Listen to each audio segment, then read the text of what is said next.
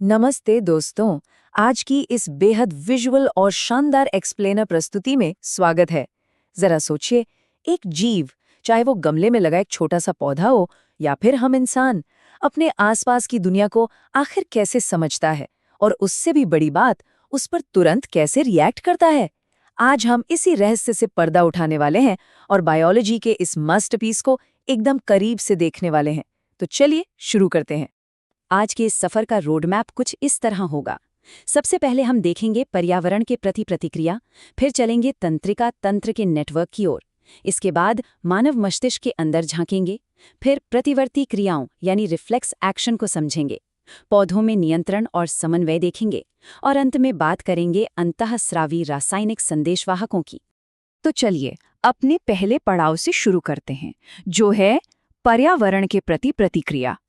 मान लीजिए हम अचानक एक ठंडे एसी वाले कमरे से बाहर चिलचिलाती धूप में आ गए, या अचानक सामने कोई सांप दिख गया। शरीर तुरंत हरकत में आ जाता है ना।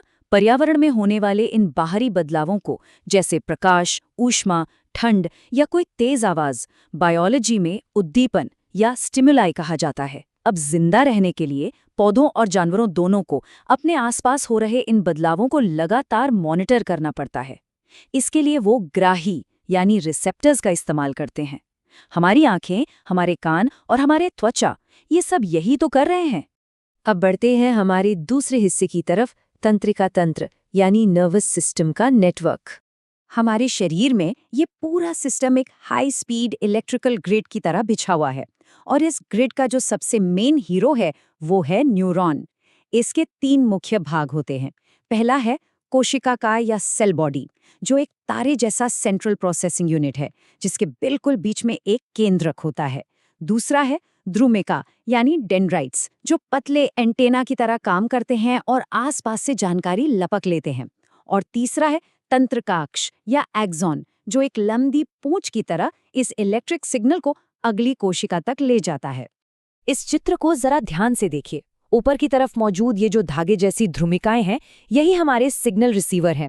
इनके बिल्कुल बीच में जो गुलाबी रंग का हिस्सा दिख रहा है वो इसका केंद्रक है, और वो पीली लंबी ट्यूब जैसी संरचना, जिसे हम तंत्रिकाक्ष कहते हैं, वो एक तार की तरह काम कर रही है और विद्युत आवेगों को बेहद तेज गति से आगे ले जा रही है। सच कहूं तो बायोलॉजी का ये डिजाइन वाकई बेमिसाल है। लेकिन एक सवाल उठता है कि ये सारे सिग्नल्स आखिर जाते कहाँ हैं? इसका जवाब मिलेगा हमारे तीसरे भाग में, मानव मस्तिष्क के अंदर। मानव मस्तिष्क सच में एक बहुत ही अविश्वसनीय और जटिल अंग है। इसे आसानी से समझने के लिए 3 मुख्य हिस्सों में बांटा गया है। पहला, अग्र मस्तिष्क। ये सबसे बड़ा हिस्सा है जहां सोचने, समझने और याद रखने का सारा काम होता है। दूसरा, मध्य मस्तिष्क। ये देखने और सुनने जैसी अनैच्छिक क्रियाओं को कंट्रोल करता है। और तीसरा, पश्च मस्तिष्क, जो शरीर का संतुलन बनाए रखने और दिल की धड़कन जैसी चीजों को कंट्रोल करता है। अब इस विस्तृत क्रॉस सेक्शन को देखते हैं। ऊपर की तरफ ये जो बड़ा सा मुड़ा हुआ हिस्सा है, ये प्रमस्तिष्क है। यहीं हमारा सारा लॉजिक और विचार प्रोसेस होता है। इसके पीछे की तरफ थोड़ा नीचे जो पेड़ की शाखाओं जैसा हिस्सा दिख रहा है, वो सेरिबेलम है।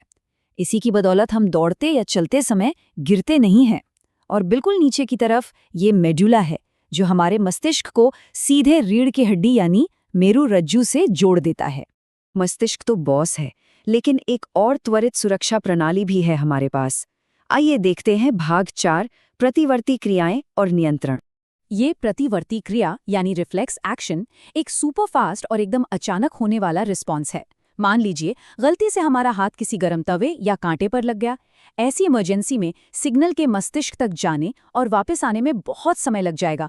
इसलिए ये सिग्नल सीधा रीढ़ की हड्डी यानी मेरुरज्जु के पास जाता है और वहीं से तुरंत हाथ पीछे खींचने का ऑर्डर मिल जाता है। ये शरीर का एक तरह का इनबिल्ट बाईपास सिस्टम है, जो हमारी सुरक्षा के लिए पलक झपकते ही काम कर जाता है। अब जानवरों की इस दुनिया से निकलकर थोड़ा पौधों की ओर चलते हैं। हमारा 5वां भाग है पौधों में नियंत्रण और समन्वय। हम सब जानते हैं कि पौधों के पास कोई दिमाग या नर्वस सिस्टम नहीं होता, फिर भी उनकी प्रतिक्रियाएं एकदम सटीक होती हैं। इन दोनों चित्रों को देखिए।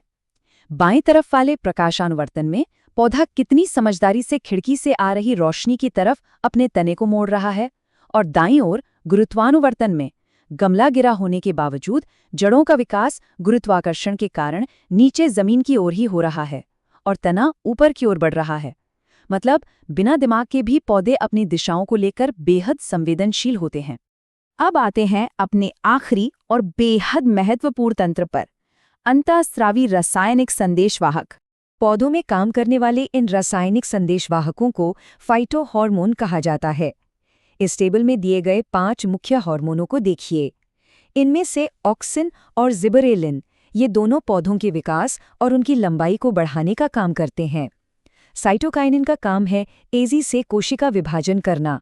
वहीं एब्सिसिक अम्ल एक ब्रेक की तरह काम करता है जो वृद्धि को रोकता है और पानी के नुकसान को बचाता है।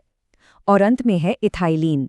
ये वो खास हार्मोन है जो फलों को पकाने का शानदार काम करता है। और यही केमिकल मैसेजिंग जंतुओं में भी बहुत ही अद्भुत काम करती है। हमारे मस्तिष्क में मौजूद पीयूष ग्रंथि को मास्टर ग्रंथि कहा जाता है, जो पूरे शरीर की ग्रोथ को कंट्रोल करती है। उसके नीचे अधिवृक्क यानी एड्रीनल ग्रंथि है, जो शरीर को आपातकालीन स्थितियों के लिए तैयार करती है। जब अचानक डर लगता है और दिल की धड़कन तेज हो जाती है ना, वो इसी एड्रीनलिन हार्मोन के रिलीज होने की वजह से होता है। इसके अलावा गले में मौजूद थायराइड ग्रंथि आयोडीन का इस्तेमाल करके चयापचय को नियंत्रित रखती है और हमें घेंगा जैसे रोगों से बचाती है। तो दोस्तों, इन सारी बातों को एक साथ जोड़ने पर एक बहुत बड़ा सवाल सामने आता है। जरा सोचिए, इन हाई स्पीड इलेक्ट्रिक नेटवर्क्स और एकदम सही समय पर काम करने वाले रासायनिक संदेशवाहकों के बिना क्या इस धरती पर किसी भी जीव का अस्तित्व संभव हो पाता? शायद बिल्कुल नहीं। ये जैविक नियंत्रण और समन्वय वाकई प्रकृति का एक मास्टरपीस है। हमें उम्मीद है कि आज की इस एक्सप्लेनर प्रस्तुति से शरीर की शानदार और जटिल प्रणाली को एक नए विजुअल नजरिए से समझने में काफी मदद मिली होगी। ऐसे ही और रहस्यों को समझने के लिए जुड़े रहिए। मिलते हैं अगली प्रस्तुति में।